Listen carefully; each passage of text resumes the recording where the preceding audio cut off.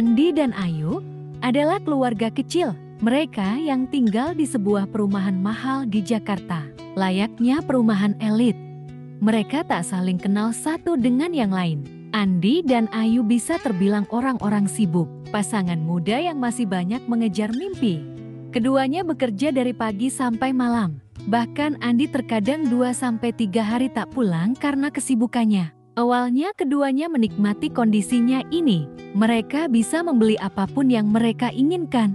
Sampai di sebuah kejadian, Ibunda Ayu sakit dan harus masuk rumah sakit. Karena kesibukannya Ayu tak ada waktu untuk menjenguknya. Di saat itu Ayu mendengar obrolan Dina, teman di kantornya. Dina ini berbanding terbalik dengan Ayu. Dia tak terlalu ambisius dalam hidup, hanya sekedarnya. Kala itu Dina sedang menelpon ibunya, memberitahu ibunya dia akan jalan-jalan bersama anak dan suaminya. Dia bertanya kepada ibunya apa mau ikut dengannya. Setelah itu dia menelpon mertuanya dan menanyakan hal yang sama. Dengan perasaan senang dia menelpon keduanya.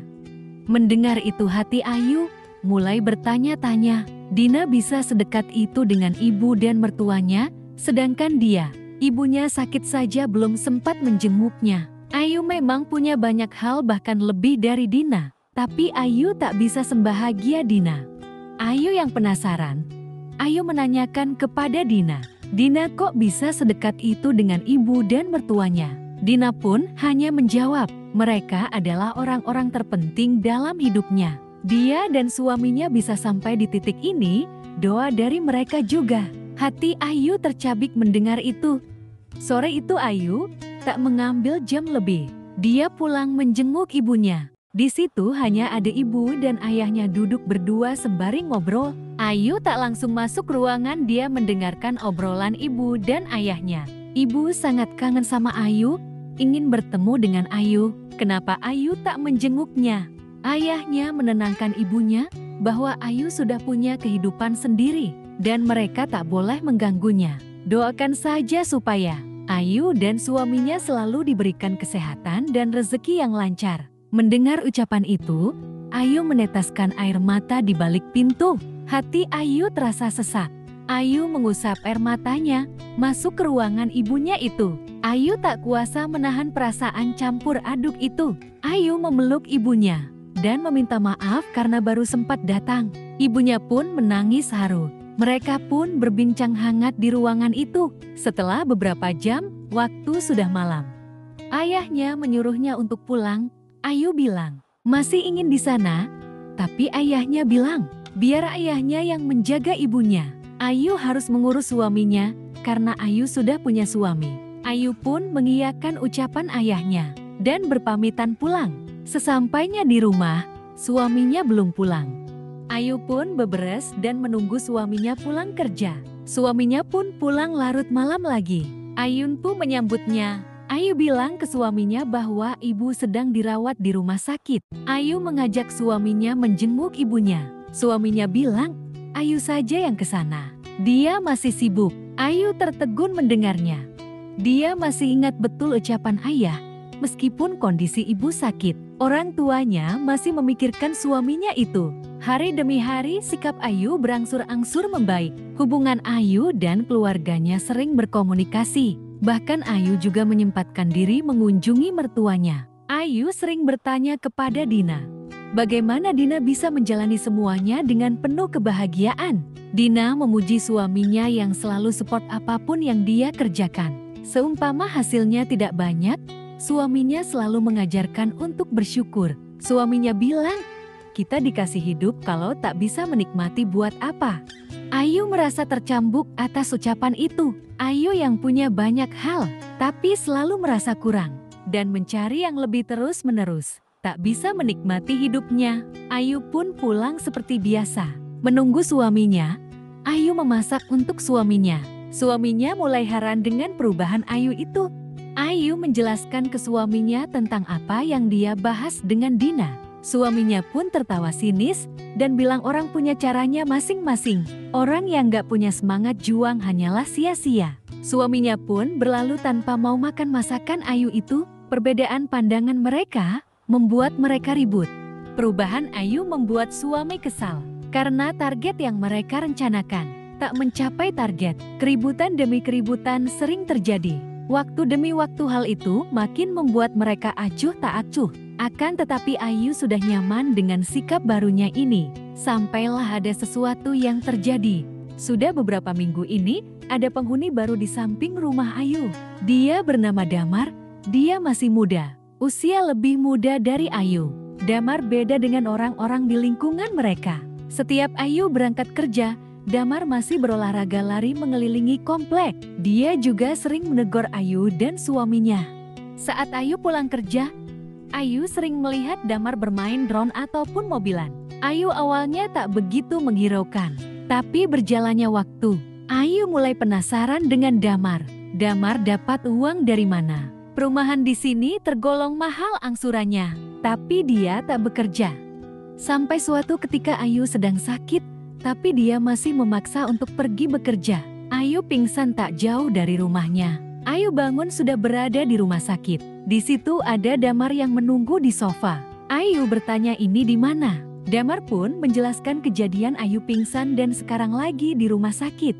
Damar bilang tadi dia dan Pak Satpam yang membawanya ke sini. Ayu menanyakan tasnya. Damar pun memberikannya.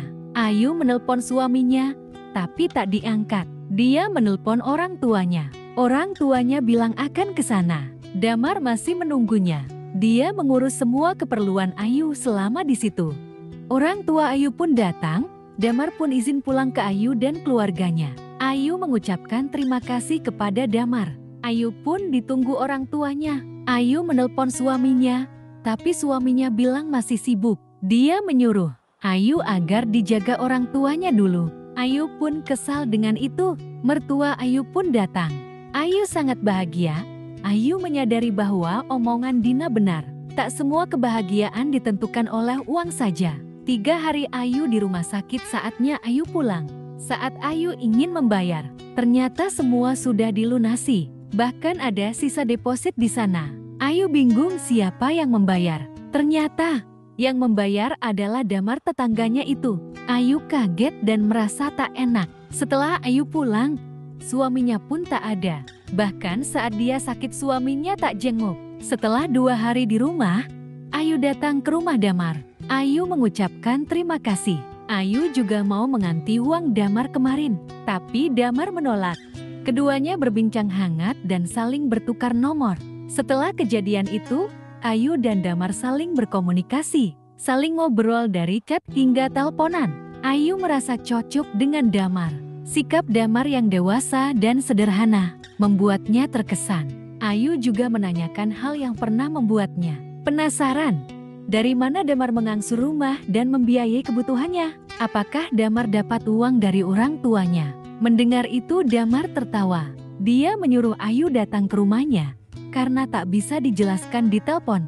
Ayu yang penasaran mengiyakan ucapan Damar itu. Sepulang kerja Ayu pergi ke rumah Damar. Damar pun menyambut Ayu. Damar mengajak Ayu masuk duduk di gazebo depan rumah. Damar menjelaskan bahwa dia tak pernah mengangsur rumah. Dia tak pernah berhutang. Kalau belum mampu ya dia tak akan beli, bulan berhutang. Ayu yang mendengar itu mukanya langsung memerah, menahan malu. Damar pun mengajak Ayu masuk ke rumah dan menuju ke sebuah ruangan. Saat Ayu masuk dia kaget. Sebuah ruangan yang penuh dengan lampu dan pernak-pernik peralatan kantor. Damar pun bilang inilah kantorku. Ayu pun langsung memandang Damar. Dia bingung dengan ucapan Damar. Damar pun mengajaknya masuk. Damar menjelaskan bahwa dia adalah konten kreator. Dia kerja di dalam rumah. Sistem semua otomatis berjalan dengan sendirinya. Walaupun terkadang dia harus menungguinya, tapi tak sesering itu. Ayu pun makin bingung. Ayu tak mengerti akan semua itu, tapi dia masih penasaran. Apa itu menghasilkan? Damar pun tertawa dan memandanginya. Damar bilang ini hanya kamu yang tahu. Jangan sampai ada yang tahu. Sambil Damar membuka hasil penghasilannya. Ayu yang melihat itu terkaget-kaget. Ayu baru tahu sebesar itu penghasilannya. Ini hanya 1 akun. Masih ada beberapa akun yang hasilnya hampir sama. Ayu makin kaget mendengar ucapan Damar itu. Apa semua orang bisa mengerjakan ini? Katanya Ayu yang penasaran. Semua orang punya rezekinya masing-masing. Seperti suami Ayu yang beruntung bisa memiliki bidadari sepertinya, ucap Damar. Ayu yang mendengar itu langsung solteng dan mukanya memerah. Damar pun mengajaknya keluar. Ia mengajak Ayu berbincang di belakang, di sekitar kolam renang. Ayu baru tahu kalau ada kolam renang di rumah Damar. Damar dan Ayu pun berbincang di samping kolam itu sambil meminum teh hangat. Ayu pun bertanya Damar, dengan uang sebanyak itu kenapa Damar memilih untuk beli rumah di sini dan hidup dengan sederhana? Padahal kalau Damar mau, Damar bisa lebih dari ini.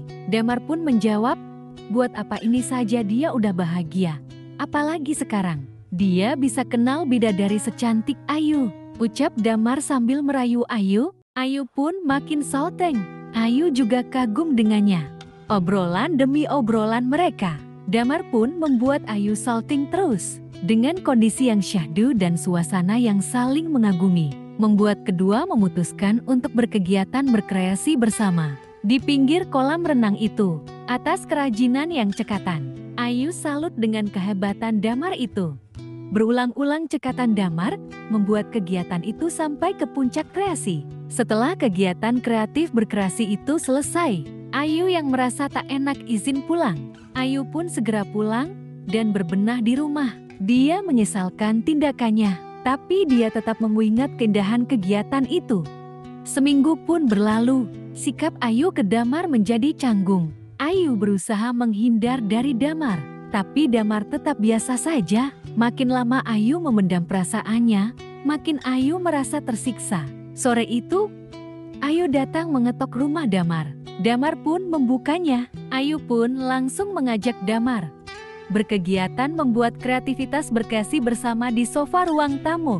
Tak hanya itu, Ayu mengajak Damar pindah lokasi untuk berkegiatan itu. Semalam penuh mereka berkegiatan kreativitas bersama. Ayu bilang bahwa dia tak bisa jauh dari Damar. Damar pun bilang dia juga merasakan hal yang sama. Berbulan-bulan kegiatan mereka pun terus dikerjakan. Damar pun menawarkan untuk menikahi Ayu. Namun Ayu menolak. Ayu masih pengen semua terjadi mengalir seperti air. Dia belum siap menyakiti hati orang tua dan mertuanya. Damar pun mengiyakan pilihan Ayu ini. Damar ingin Ayu merasa nyaman. Hubungan mereka pun terus berlanjut sampai saat ini. Dan hubungan itu makin erat. Sekian cerita ini. Terima kasih yang sudah menonton hingga akhir.